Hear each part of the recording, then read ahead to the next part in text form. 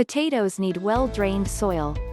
It's a good idea to mix compost into your bed to make sure there are plenty of nutrients in the soil.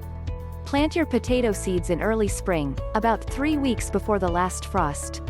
Space your potatoes between 6 and 12 inches apart, in shallow holes, about 3 inches deep. Make the rows between 30 and 36 inches.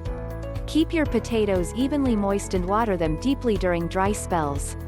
If you plant your potatoes in a hill, they will dry out quicker, so watch the soil moisture carefully.